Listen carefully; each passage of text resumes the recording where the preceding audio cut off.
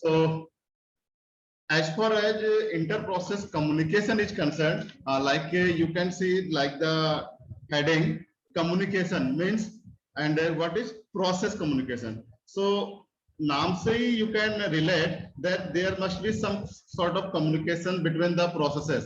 तो हमारे पास ऑप्शंस क्या हो सकते हैं कि भाई अगर मान लो एक प्रोसेस P1 है एंड दूसरा प्रोसेस P2 है, ये दो प्रोसेस है, मेरी हेडिंग क्या है, प्रोसेस कम्युनिकेशन, है ना। तो कम्युनिकेशन के क्या क्या पॉसिबिलिटीज हो सकती हैं। एक तो ये पॉसिबिलिटी है कि दोनों के दोनों प्रोसेस एक ही सिस्टम पे होंगे और दोनों को कम्युनिकेट करना होगा। दूसरा केस क्या हो सकता है, प्रोसेस P1 किसी दूसरे सिस्टम पे हो, प्रोसेस P2 किसी और सिस्टम पे हो, उन दोनों को कम्युनिकेट करना हो, तो वो कैसे एक दूसरे से कम्युनिकेट करेंगे। So this is all about we will study in the inter process communication. Before starting the topic, let me tell you few common terms that will be used in the inter-process communication. Like one is independent process. Independent process. ठीक है? As the name says each and everything, independent means what? There will be no effect of execution from one process to another. Means if two processes are executing simultaneously, then one process is not affecting the other process. Getting my point? In terms of independent process, as you can see, it cannot affect or be affected by the other process executing in the system. अगर system में दो या दो से अधिक process execute कर भी रहे हैं और अगर वो इंडिपेंडेंट प्रोसेस हुए तो उनके एग्जीक्यूशन का एक दूसरे पे कोई इफेक्ट नहीं पड़ेगा। And vice versa for the dependent processes. So dependent will be what? One process, execution of one process is affecting the execution of other process. If something like this kind of scenario is existing, then this is called the dependent process. So हमारे पास दो category हो गई process की, एक हो गई independent और एक क्या हो गया, dependent. Got it? Independent process and dependent process. Independent में हमने बताया उनकी वर्किंग का एक दूसरे पे एग्जीक्यूशन पे कोई इफेक्ट नहीं पड़ेगा, डिपेंडेंट में पड़ेगा। And dependent processes are also called cooperating processes. तो आप गैल्विन की जो बुक उठाइएगा ऑपरेटिंग सिस्टम की, तो उसमें आपको डिपेंडेंट वर्ड कहीं नहीं लिखा मिलेगा, आपको हमेशा जो है जनरली कोऑपरेटिंग वर्ड ही लिखा मिलेगा। So cooperating processes are those processes whose execution depends on the execution of other processes as well. Got it? In short, if we want to say, cooperating processes are those processes that are called the dependent processes. कोई doubt किसी को? Any doubts, class? Okay. So basically our topic is inter-process communication, and in this topic we have discussed the category of process that is dependent and independent. Now how these processes will communicate with each other. देखो जो आपका independent process होता है जिसका execution का एक दूसरे पे फर्क नहीं पड़ता है, उनकी कम्युनिकेशन में कभी कोई दिक्कत नहीं आती है। Nivedita Yadav, voice is not clear, is it so? अभी भी ऐसी प्रॉब्लम आ रही है? चैट बॉक्स से एक मैसेज आया है कि voice is not clear. Class क्या अभी भी ऐसी प्रॉब्लम है?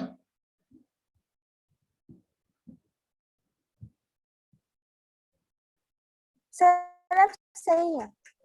Okay okay, thank you. Okay, so how dependent processes will communicate. भाई देखो इंडिपेंडेंट में क्या था, जब उनकी वर्किंग का एक दूसरे में फर्क ही नहीं पड़ता है तो वो किसी भी तरीके से कम्युनिकेट कर सकते थे। Now the main agenda is how dependent processes will communicate. तो डिपेंडेंट प्रोसेसेस को कम्युनिकेट करने के लिए हमारे पास दो मॉडल हैं, one is shared memory method and another is message passing method. Shared memory method and message passing method.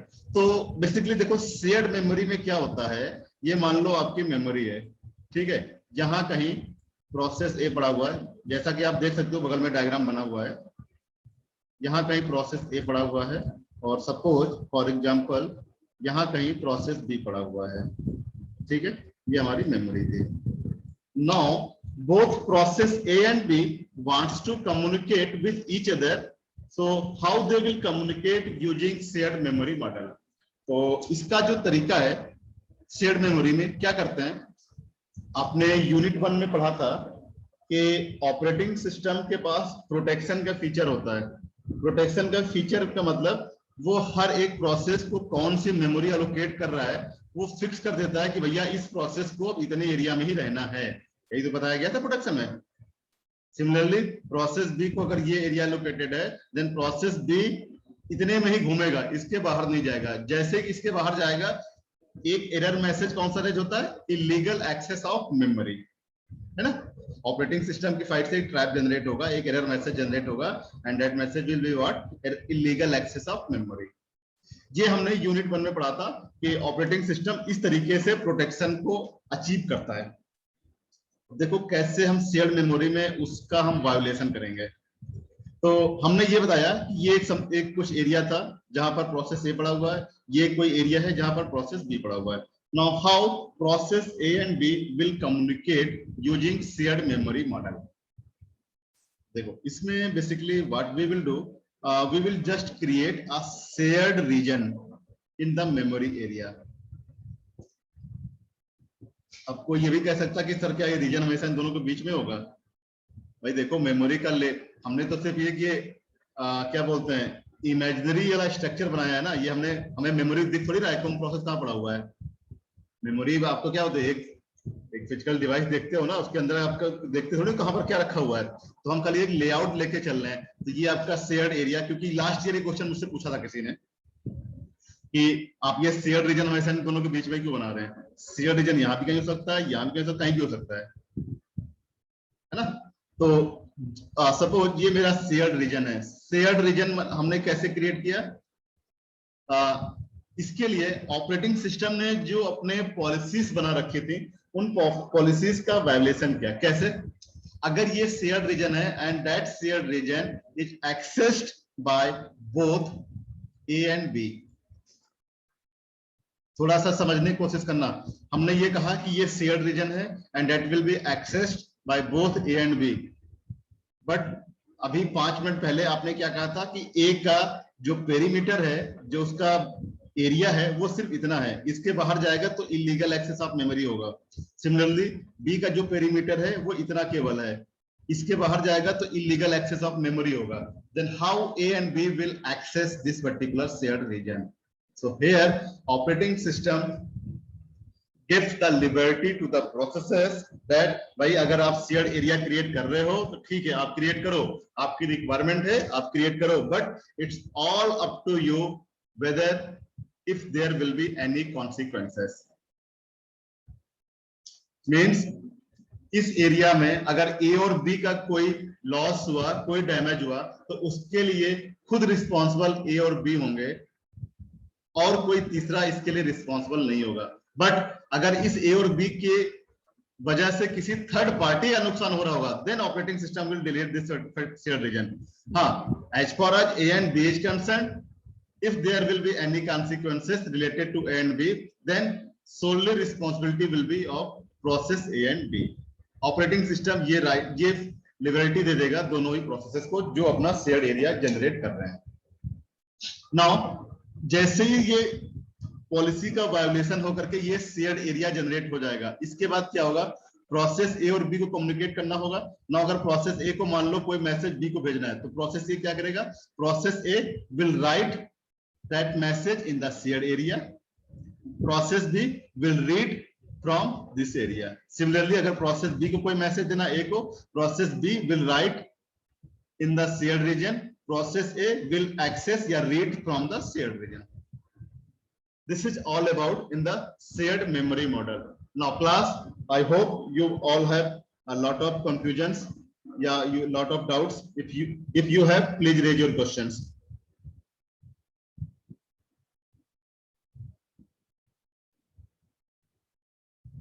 Anyone?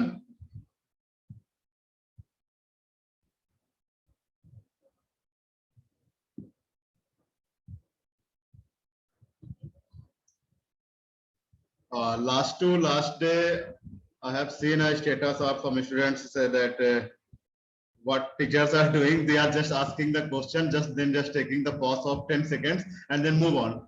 So don't worry, I will take the minutes, not wait for the 10 seconds.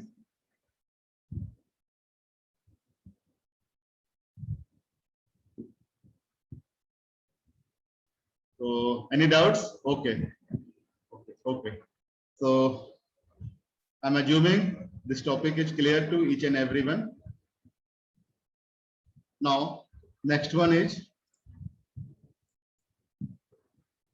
message passing system. So in case of message passing system, what happens? Suppose this is our memory and here is process A and this one is process B. So shared memory में आपने देखा क्या होगा कि बीच कहीं पर भी एक शेयर्ड रीजन जनरेट हो जाएगा और उसके थ्रू कम्युनिकेशन होगा। मैसेज पासिंग सिस्टम में बेसिकली क्या होता है, ये प्रोसेस ए हो गया, प्रोसेस बी हो गया, मान लो यहाँ पर आपका कहीं कर्नल पड़ा हुआ है, ओएस कर्नल का कोर पार्ट है ना। तो इसमें क्या होता है, all the communications are performed through OS या through kernel. Suppose process A wants to communicate with the process B, then he will send a message. Suppose there is a message X that he wants to send to process B. Then what will process A will do?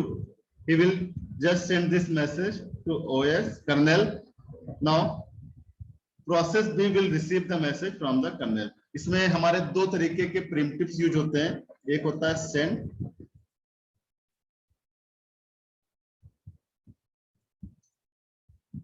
source comma message, send source comma message। ये यानी अगर हम इधर की बात करें, यहाँ पर रिलेट करें तो इसका जो प्रिमिटिव बनेगा ऐसा कुछ बनेगा, send सोर्स कौन है, प्रोसेस ए, मैसेज क्या था x, send a comma x, ये मैसेज जाएगा ऑपरेट कर्नल के पास। जो दूसरा प्रिमिटिव होता है receive A comma message where A is the receiver। तो इस केस में रिसीव क्या होगा, कर्नल से रिसीव करना है तो कर्नल कामा मैसेज का जो कंटेंट था वो यहाँ हो जाएगा। तो ये सेंड और रिसीव दो प्रिमिटिव्स होते हैं, दो फंक्शंस या दो ऑपरेशंस कह लो होते हैं। ये इन दो ऑपरेशंस के through processes communicates with each other with the intervention of kernel. Kernel की प्रेजेंस में, कर्नल की मौजूदगी में सारा कम्युनिकेशन होगा between the processes. And this is all about in the message passing system.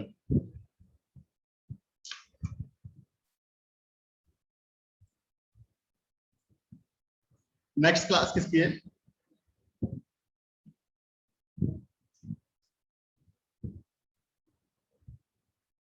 किसी को पता है नेक्स्ट क्लास किसकी है?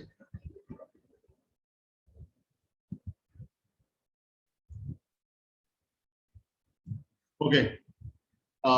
Our next topic is buffering.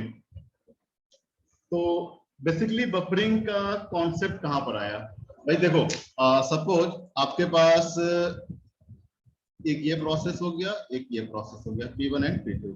अब अगर ये कम्युनिकेट कर रहे हैं तो कम्युनिकेट करने के लिए बीच में कोई कम्युनिकेशन चैनल तो होगा ना, कोई ना कोई कम्युनिकेशन चैनल होगा जिसके थ्रू ये दोनों कम्युनिकेट कर रहे होंगे। फॉर एग्जांपल अगर आपसे क्लास में मैं आपको लेक्चर डिलीवर कर रहा हूं तो अगर मैं कुछ बोल रहा हूं आप सुन रहे हो तो बीच में कोई कम्युनिकेशन चैनल होगा ना, उसी से तो हमारी वॉइस आप तक पहुंचती होगी, है ना। वहां पर क्या है, एयर हमारा एक कम्युनिकेशन चैनल की तरह काम करेगा। सिमिलरली अगर आप मोबाइल पे बात करते हो तो वायरलेस कम्युनिकेशन जो आपका कम्युनिकेशन चैनल जो बनता है वायरलेस वाला, उससे होता है। टेलीफोन पे बात करते हो तो वायर्ड मीडियम के थ्रू जो चैनल क्रिएट होता है उसके थ्रू आप बात करते हो। I mean to say, if you are talking with someone, then there must be some communication channel. With the help of this, you are communicating with each others. Because without communication channel, you cannot communicate with any party, है ना। So अगर communication channel है तो मान लो process P1 की side से, मान ये मेरा कम्युनिकेशन चैनल हो गया, प्रोसेस P1 के साइड से मैसेजेस लगातार P2 की तरफ जा रहे हैं। भाई प्रोसेस P1 ने पहले X भेजा, फिर Y भेजा, फिर Z भेजा, फिर A भेजा, फिर B भेजा, फिर C भेजा एंड सो ऑन। तो एक एक करके मैसेज इधर जाएगा। अब नाउ इट डिपेंड्स कि भैया ये जो कम्युनिकेशन चैनल है इसकी कैपेसिटी क्या है, यहीं पर होता है, इसी को बोलते हैं बफरिंग। कि हमारा जो कम्युनिकेशन करने जा रहे हैं वो डायरेक्ट है या इनडायरेक्ट है, मैसेजेस हम जो एक्सचेंज करने जा रहे हैं वो हमारे जो कम्युनिकेशन चैनल की जो क्यू है उसमें कितनी देर तक कितने मैसेजेस स्टोर रह सकते हैं, ठीक है ना। तो अगर जो मेरा चैनल है इसकी कैपेसिटी जीरो हुई, जीरो कैपेसिटी, यानी एक भी मैसेज कम्युनिकेशन चैनल पे वेट नहीं कर सकता।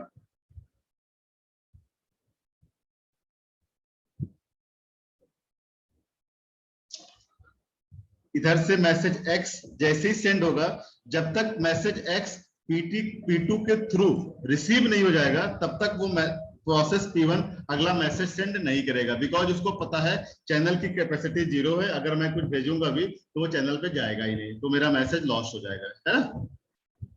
Now if we talk about bounded capacity, bounded capacity देखो इसमें जीरो कैपेसिटी का एक्सप्लेनेशन लिखा हुआ है, channel is of zero capacity and sender is blocked until message send is received. मतलब जो सेंडर साइड था, जो जिसने मैसेज को सेंड किया था, एक बार मैसेज सेंड करने के बाद ये ब्लॉक हो जाएगा। कब तक?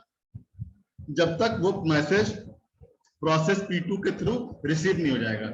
जैसे रिसीव हो जाएगा फिर से चैनल खाली हो जाएगा, फिर से अगला सेंड कर देगा, फिर सेंड करने के बाद ब्लॉक हो जाएगा, है ना। Now, if we talk about bounded capacity, bounded का मतलब होता है there must be a some finite number, कि भाई उस नंबर तक तो हम सेंड कर सकते हैं, उसके बाद सेंड नहीं कर सकते हैं। For example, if the capacity of the channel is suppose n, then in that case what will happen? Process P1 or we can say sender can send n messages simultaneously, but after sending the n message, sender will be blocked till messages will not be received by the receiver. Getting my point?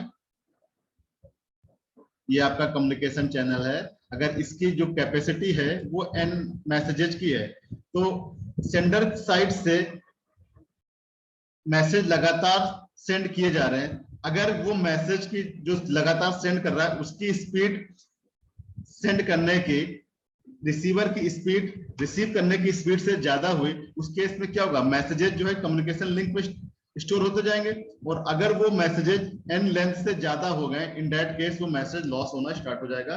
फिर उसका जो solution क्या है, sender जैसे ही N message link पे पहुंचे, sender will be automatically blocked. Clear? Now the last one is the infinite capacity. तो infinite capacity का मतलब क्या हुआ कि भाई अगर ये हमारी मान लो कम्युनिकेशन चैनल है, तो इसमें क्या होगा, जब इसकी लेंथ इनफाइनाइट है तो इस केस में क्या होगा, sender will never block, continuously send करता रहेगा, सेंड करता रहेगा, है ना। क्योंकि जो चैनल की लेंथ है, जो कम्युनिकेशन लाइन की लेंथ है, वो इतनी ज्यादा है। देखो इनफाइनाइट कुछ होता तो है नहीं, इनफाइनाइट तो सब केवल एक एजम्पशन है ना, इनफाइनाइट कुछ होता तो है नहीं। तो इतनी बट जिस भी हम रिस्पेक्ट में बात करेंगे तो उस रिस्पेक्ट में इतनी ज्यादा होगी कि जो मेरा सेंडर प्रोसेस है उसको कभी वेट नहीं करना पड़ेगा, continuously he will start sending the messages. Any doubts? यहां तक किसी को कोई डाउट्स है?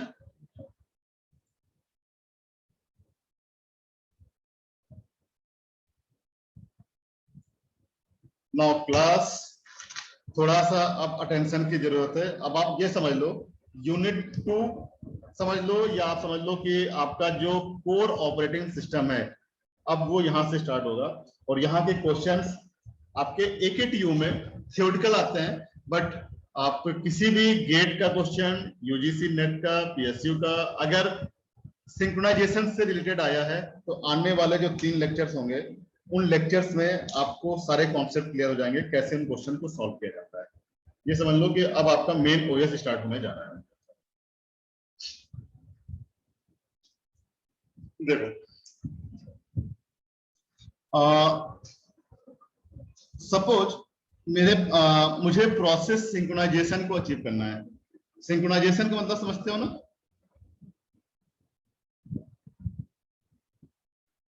चलो मैं एक एग्जांपल देके बताता हूँ। सपोज मेरे पास a की वैल्यू 10 है, a इज इक्वल टू 10 है, और ये मेरे पास कोड सेगमेंट है जिसको मुझे एग्जीक्यूट करना है। अगर ये कोड सेगमेंट सीक्वेंशियली एग्जीक्यूट करे, क्या होगा, सबसे पहले ए की वैल्यू को रीड किया जा रहा है, रीड कर लिया, 10 आ गया, 10 पे 1 का इंक्रीमेंट हो रहा है, 11 हो गया, ए की वैल्यू को राइट कर रहे हैं, रीड, आर और डब्ल्यू क्या, रीड और राइट ऑपरेशन, तो ए की फाइनल वैल्यू क्या हो गई 11। ठीक है, प्रोसेस, मान लो ये कोई प्रोसेस P1 का कोड सेगमेंट है, ठीक है, अगर प्रोसेस P1 इस कोड को एग्जीक्यूट करे तो फाइनल वैल्यू ए की क्या होगी 11। क्लियर, नाउ ये मेरा प्रोसेस P1 था, इसको सीपीयू जैसे मिला मान लो, इसने जब एग्जीक्यूट किया तो ए इक्वल टू क्या आया 11 आया। नाउ प्रोसेस P1 के एग्जीक्यूट होने के बाद प्रोसेस P2 आया, अब प्रोसेस P2 इसी कोड सेगमेंट को एग्जीक्यूट करेगा, तो जब वो ए की वैल्यू को रीड करेगा, वैल्यू ए की क्या मिलेगी 11, क्योंकि ऑलरेडी राइट हो चुकी है, वैल्यू मिली 11, ए पे 1 का इंक्रीमेंट किया, फाइनल राइट किया, वैल्यू हो गई क्या 12, P2 जब एग्जीक्यूट किया तो वैल्यू फाइनल क्या आई 12। सो अगर हम ये कहें कि प्रोसेस P1 और P2 सीक्वेंशियली एग्जीक्यूट करें, then the outcome will be P1 P2 का आउटकम क्या होगा, final value of A will be what, A is equal to 12। Clear, अगर P1 P2 सीक्वेंशियली एग्जीक्यूट करें तो final value of A will be 12। Now अगर भाई context switching आप पढ़ चुके हो, अगर ये सीक्वेंशियली एग्जीक्यूट नहीं कर रहे हैं, देखो कॉन्टेक्स्ट स्विचिंग हमेशा क्या होता है, विद इन द इंस्ट्रक्शंस होते हैं, अगर कोई सीपीयू किसी इंस्ट्रक्शन को एग्जीक्यूट कर रहा है तो जब तक वो इंस्ट्रक्शन पूरा एग्जीक्यूट नहीं करेगा तब तक कॉन्टेक्स्ट स्विचिंग नहीं होगी। हाँ, लेकिन ये है कि विद इन द प्रोसेस वो कहीं पर भी स्विच कर सकता है। मेरी लाइन ये क्लियर नहीं हुई होगी, आई नो क्लियर नहीं होगी। देखो कैसे, मतलब क्या है, मान लो मैं फिर से एक एग्जांपल देता हूं, इस सेम एग्जांपल को, प्रोसेस P1 को सीपीयू मिला, प्रोसेस P1 ने, सीपीयू ने इसको, इस लाइन को एग्जीक्यूट किसको किया, यहां पर आया, ठीक, जैसे यहां पर आएगा प्रोसेस P1 के पीसीबी में, मेरे ख्याल से सारे कॉन्सेप्ट क्लियर होंगे, पीसीबी क्या होता है, प्रोसेस P1 के पीसीबी में ए की वैल्यू क्या होगी 10, process P1, anyone can respond class, I need some interaction for this particular topic। अगर किसी को कहीं पर, बिकॉज मैं चैट बॉक्स नहीं देख रहा हूं इस समय, अगर किसी को कोई डाउट्स हो तो प्लीज रेज योर क्वेश्चंस, क्योंकि अगर यहां पर मामला समझ में नहीं आया ना तो फिर आगे सेमाफोर कुछ समझ में आएगा नहीं। पॉइंट इज क्लियर, प्रोसेस देखो सीपीयू एग्जीक्यूट करता हुआ यहां पर आया, जैसे यहां पर पहुंचा, प्रोसेस P1 में के पीसीबी में ए की वैल्यू रीड होकर क्या जाएगी 10 जाएगी। अब सीपीयू क्या करता, जैसे ये स्टेटमेंट एग्जीक्यूट कर लेता, उसके बाद नेक्स्ट उसको ये एग्जीक्यूट करना था ये लाइन, लेकिन ये लाइन एग्जीक्यूट होने से पहले ही कॉन्टेक्स्ट स्विचिंग हो गई, यहां पर मान लो कॉन्टेक्स्ट स्विचिंग हो गई, और जैसे ही कॉन्टेक्स्ट स्विचिंग होगी सीपीयू मूव होकर कहां चला जाएगा, प्रोसेस P2 पे, और जैसे ही प्रोसेस P2 पे जाएगा again same code will execute for the process P2, ये लाइन एग्जीक्यूट हुई, ये लाइन एग्जीक्यूट हुई, ये लाइन एग्जीक्यूट हुई, देखो यहीं पर सारा खेल है। अब प्रोसेस P2 के पीसीबी में ए की वैल्यू क्या जाएगी, एनीवन क्लास,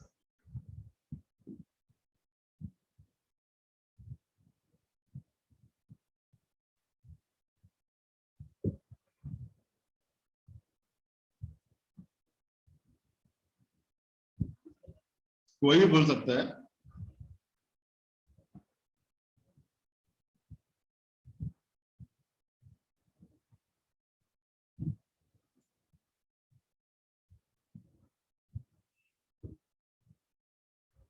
भाई देखो स्टार्टिंग की वैल्यू 10 थी, यहां तक आया था P1, इसके बाद कॉन्टेक्स्ट स्विचिंग हो गई, तो ए की वैल्यू अपडेट तो हुई नहीं है, जो वैल्यू पहले थी वही वैल्यू अभी भी है, तो उसको वैल्यू क्या मिलेगी। ओके, आपकी आवाज clear, okay class just minute hold on, एक सेकंड रुको, मैं अपने मोबाइल से कनेक्ट कर लेता हूँ, बिकॉज वॉइस का इशू आप लोग 2-3 बार बता चुके हो, तो मैं मोबाइल से कनेक्ट कर लेता हूँ, just give me only 1 minute.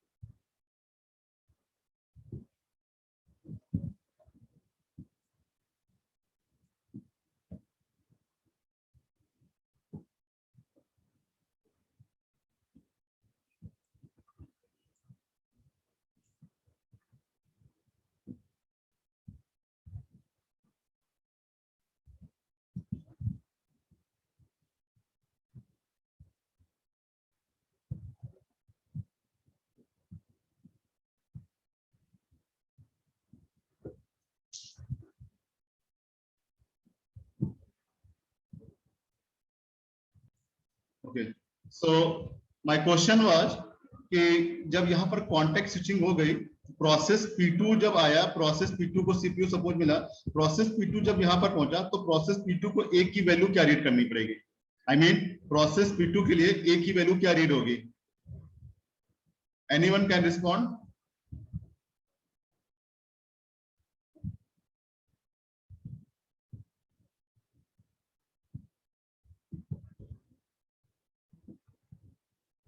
देखो भाई, प्रोसेस P1 में जब यहां तक आया था, इसके बाद कॉन्टेक्स्ट स्विच हो गया, एक की वैल्यू अपडेट तो हुई नहीं थी ना, इसी इंस्ट्रक्शन को एग्जीक्यूट करने के बाद कॉन्टेक्स्ट स्विच हो गया था, तो एक की वैल्यू जो 10 थी वो 10 ही रह गई।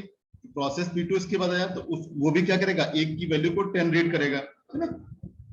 अब प्रोसेस P2 ने ये स्टेटमेंट एग्जीक्यूट किया, वैल्यू क्या आई 11, राइट कर दिया, फाइनल वैल्यू क्या हो गई 11। नाउ जब ये प्रोसेस P2 एग्जीक्यूट कर लेगा तो कॉन्टेक्स्ट स्विच करके वापस फिर से P1 पे जाएगा। अब P1 का एग्जीक्यूशन स्टार्ट होगा कहां से, ये देखो, ये सारा जो कॉन्सेप्ट है यहीं पर क्लियर आएगा। भाई देखो, प्रोसेस P1 का उसके पीसीबी में इंफॉर्मेशन स्टोर होगी ना कि यहां तक तो पहले ही एग्जीक्यूट कर चुका था, तो वो कंटिन्यू कहां से करेगा, यहां से कंटिन्यू करेगा। यानी जो उसका रीड ऑपरेशन है एज इक्वल टू 10 वो ऑलरेडी रीड कर चुका है। Now he will start arithmetic operation, और जैसे ही अर्थमेटिक ऑपरेशन परफॉर्म करेगा वैल्यू विल बी व्हाट 11, फिर उसको क्या करना, राइट करना है, ए की वैल्यू क्या है 11। यानी जो अगर मेरे प्रोसेस P1 और P2 सीक्वेंशियली इस कोड को एग्जीक्यूट करते तो मेरी फाइनल वैल्यू क्या रही थी, 12 आ रही थी। लेकिन अगर मैं कॉन्टेक्स्ट स्विचिंग करा रहा हूं बीच में तो मेरी वैल्यू फाइनल, एक पॉसिबिलिटी ये भी है कि मेरी फाइनल वैल्यू 11 आ जाए, यानी जो मुझे डिजायर्ड वैल्यू चाहिए थी वो वैल्यू मुझे आंसर में नहीं मिल रही है, and this is called the race condition. When several processes access and manipulates the same data concurrently, then the outcome of the execution depends on the order in which the processes access takes place, and this is called the race condition.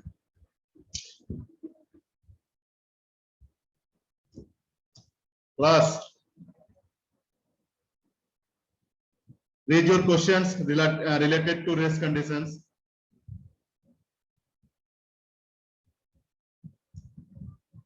भाई देखो, यहाँ पर दो process थे P1 and P2, ठीक। Share data क्या था, ए, process P1 भी ए को एक्सेस कर रहा है, प्रोसेस P2 भी ए को एक्सेस कर रहा है। अगर कॉन्टेक्स्ट स्विचिंग ना हो तो पहले क्या होगा, एक बार P1 एग्जीक्यूट करेगा, एक बार P2 एग्जीक्यूट करेगा, फाइनल वैल्यू क्या आएगी 12। लेकिन अगर कॉन्टेक्स्ट स्विचिंग हो रही है तो ये पॉसिबिलिटी भी है कि जो मुझे डिजायर्ड आंसर चाहिए था वो आंसर ना मिल करके मुझे क्या मिल रहा है, इनकरेक्ट आंसर मिल रहा है, and this is called the race condition. इसकी जो डिफिनेशन होती है, when several processes means यहाँ पे क्या, more than one process है, यानी several processes access and manipulates the same data, यानी कि जो डेटा आइटम जो शेयर हो रहा है, access same data A, access and manipulates the same data concurrently, then the outcome of the execution depends on the order in which the access takes place. Outcome क्या कर रहा है, उस order पे डिपेंड कर रहा है किस ऑर्डर में प्रोसेसेस इस डेटा को एक्सेस कर रहे हैं, and this is called the race condition.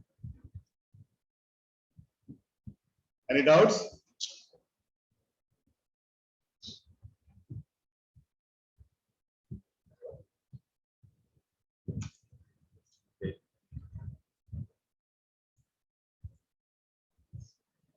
ये डेफिनेशन है जो भी हमने बोला, where several processes access and manipulate the same data concurrently and the outcome of the execution depends on the particular order in which the action takes place is called a race condition. ये question आपके exam में आता है, what is race condition and what are their solutions, ये question आपके exam में आता है। तो अभी हमने केवल रेस कंडीशंस को पढ़ा है, सॉल्यूशंस अभी हमने इसके नहीं पढ़े, वो मूवी आगे क्लास में पढ़ते रहेंगे।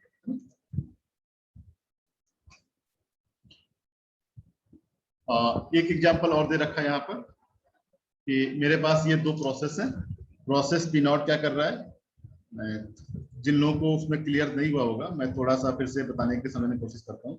मान लो मेरे पास एक अकाउंट ए है जिसमें $1000 हैं, ठीक है। अब दो प्रोसेस हैं, एक है प्रोसेस P0, एक है प्रोसेस P1। प्रोसेस P0 क्या कर रहा है, ए में 100 का डिक्रीमेंट कर रहा है, फिर उसकी वैल्यू को राइट कर रहा है। प्रोसेस P1 क्या कर रहा है, ए में 200 का इंक्रीमेंट कर रहा है, फिर वैल्यू को राइट कर रहा है। नाउ अगर प्रोसेस P0 और P1 सीक्वेंशियली एग्जीक्यूट करें, क्लास थोड़ा सा ध्यान देना, प्रोसेस P0 और P1 अगर सीक्वेंशियली एग्जीक्यूट करें, then what will be the final output. मैं मान लो ये ऑर्डर ले रहा हूं, P0 फॉलोड बाय P1। तो सबसे पहले P0 एग्जीक्यूट करेगा। P0 ने क्या किया, वैल्यू थी 1000 में 100 का डिक्रीमेंट किया, फाइनल वैल्यू क्या राइट हो गई 900। अब P1 क्या कर रहा है, थोड़ा सा देखो यहाँ गलत दिखा है, यहाँ पर रीड बी नहीं होगा, यहाँ पर रीड ए होगा, ध्यान देना। सेम डेटा आइटम को एक्सेस करना होता है, क्योंकि अगर वो बी को रीड करेगा तब तो कोई प्रॉब्लम ही नहीं होगी ना, अगर डिफरेंट डेटा आइटम को रीड करेगा तब तो कोई प्रॉब्लम ही नहीं होगी। तो यहाँ पर रीड, अगर आप लोग नोट्स बनाएंगे तो अपना ध्यान रखना, यहाँ पर आपका ए होना चाहिए, डेटा आइटम सेम होगा। तो अब P1 क्या करेगा, रीड ए। रीड ए में क्या होगा, जो वैल्यू उसने राइट किया, राइट क्या किया था 900, तो 900 को उसने रीड किया, उसमें क्या करेगा 200 का इंक्रीमेंट, या वैल्यू क्या होगा 1100, फाइनल उसको राइट कर दिया। तो P0 फॉलोड बाय P1 जब करेगा तो फाइनल वैल्यू क्या रही 1100। ऑर्डर चेंज करके देख लेते हैं, अगर हम मान लो P1 फॉलोड बाय P0 ले लेते हैं, ठीक है।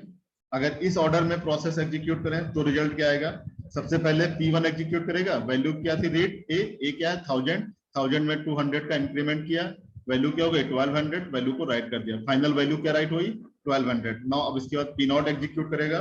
P0 क्या कर रहा है, रीड ए में वैल्यू क्या है 1200 को रीड किया। नाउ 100 का डिक्रीमेंट, 100 का डिक्रीमेंट जैसे करेगा, वैल्यू क्या होगी 1100 और वैल्यू को राइट करेगा, तो फाइनल वैल्यू क्या आई 1100। यानी चाहे P0 P1 को फॉलो करे या P1 P0 को फॉलो करे, अगर दोनों सीक्वेंशियली एग्जीक्यूट करते हैं, in that case the final outcome will be 1100। Now we will see what will be the outcome with the context switching. या कॉन्टेक्स्ट स्विचिंग में भी मेरा जो फाइनल रिजल्ट आ रहा है वो 1100 ही आ रहा है। अगर 1100 आएगा then it is all okay, otherwise problem of race condition.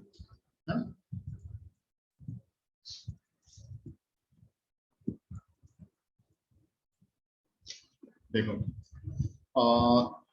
जिसको आपकी चॉइस हो, सपोज मान लो प्रोसेस P0 को हमने सीपीयू पहले देना है, मेरे पास दो प्रोसेस है, प्रोसेस P0 को सीपीयू मुझे पहले देना है, ठीक। प्रोसेस P0 को हमने सीपीयू दे दिया, अब एक एक इंस्ट्रक्शन उसके एग्जीक्यूट होंगे। सीपीयू आया, यहाँ पर वैल्यू को रीड किया, मान लो ये मेरा डेटा आइटम ए का है, यहाँ पर वैल्यू क्या होगी 1000, है ना, वैल्यू को रीड किया 1000 हो गया। इसके बाद सीपीयू क्या करेगा, नेक्स्ट इंस्ट्रक्शन पे आएगा। भाई आपने अगर याद होगा पीसीबी में प्रोग्राम काउंटर रहता है, प्रोग्राम काउंटर क्या करता है, नेक्स्ट इंस्ट्रक्शन का एड्रेस स्टोर करता है, तो उसमें नेक्स्ट इंस्ट्रक्शन के एड्रेस क्या होगा, इस वाले का होगा, तो अब इसको स्टोर करेगा, इसको एग्जीक्यूट करेगा। जैसे इसको एग्जीक्यूट करेगा, फाइनल वैल्यू ए की क्या हो जाएगी, टेम्परेरी वैल्यू, क्योंकि फाइनल तो तब होती है जब राइट हो जाए, तो टेम्परेरी वैल्यू क्या होगी 900। नाउ फॉर एग्जाम्पल भाई 900 हो गया, अब अगला इंस्ट्रक्शन एग्जीक्यूट करता उससे पहले इन दोनों के बीच में ही कॉन्टेक्स्ट स्विच हो गया। मैं एक बार फिर से रिपीट कर रहा हूं, अगर कोई सीपीयू कोई इंस्ट्रक्शन एग्जीक्यूट कर रहा है, जैसे a = a-100 कर रहा है, तो जब तक ये एग्जीक्यूट नहीं कर लेगा तब तक कॉन्टेक्स्ट स्विचिंग नहीं होगी, लेकिन दो इंस्ट्रक्शंस के बीच में कहीं पर भी कॉन्टेक्स्ट स्विचिंग हो सकती है, ये चीज हमेशा ध्यान रखना। तो जैसे ही कॉन्टेक्स्ट स्विचिंग हुई, अब सीपीयू क्या आ जाएगा, प्रोसेस P1 पे आ जाएगा। जैसे ही प्रोसेस P1 पे आया, फाइनल वैल्यू ए की क्या लिखी है 1000, क्योंकि यहाँ पर राइट तो हुआ नहीं अभी, टेम्परेरी वैल्यू 900 है, लेकिन जो उसने फाइनल जो डेटाबेस में वैल्यू है वो तो 1000 ही है ना, क्योंकि राइट तो किया नहीं है। अब प्रोसेस P1 जब वैल्यू को रीड करेगा तो उसको वैल्यू क्या मिलेगी, अगेन 1000 मिलेगी, बिकॉज 1000 ही यहाँ पर है। इसके बाद उसने क्या किया, वैल्यू में नेक्स्ट इंस्ट्रक्शन एग्जीक्यूट होगा, वैल्यू में क्या किया 200 का इंक्रीमेंट, टेम्परेरी वैल्यू क्या हुई 1200। नाउ सपोज उसने इस इंस्ट्रक्शन को एग्जीक्यूट कर दिया राइट ए, जैसे ही राइट ए करेगा ये वैल्यू 1000 जो यहाँ पर थी अब ये अपडेट होके क्या हो जाएगी 1200, ये वैल्यू 1200 हो गई। नाउ अब प्रोसेस P1 तो खत्म हो गया, टर्मिनेट हो जाएगा। अब प्रोसेस P0 का नंबर फिर से आया। अब जब P0 का नंबर आएगा, P0 देखिए देखो यहां तक तो एग्जीक्यूट कर ही चुका था, अब वो कंटिन्यू कहां से करेगा, यहां से करेगा ना। तो जो उसने पहले अर्थमेटिक ऑपरेशन परफॉर्म कर रखा उसी को राइट कर देगा। अर्थमेटिक ऑपरेशन परफॉर्म किया क्या था 900 का, तो उस 900 को ले जाकर के 12,000 पे ओवरराइट कर देगा। तो फाइनल वैल्यू क्या बन के आई 900। यानी अगर P0 इस सीक्वेंस में एग्जीक्यूट करे, P0 P1 P0 पे कॉन्टेक्ट स्विच हुआ, P1 आया, P1 कंप्लीट किया, फिर कॉन्टेक्ट स्विच होकर P0 पे आया। तो अगर इस सीक्वेंस में एग्जीक्यूट कर रहा है तो फाइनल वैल्यू क्या रही 900, जबकि एक्चुअल वैल्यू आनी क्या थी आपको पता है 1100 आनी है थी। यानी this is the perfect example of the race condition. Less than seconds are remaining in the meeting, so if you have any query please raise your questions, otherwise I will create next meeting.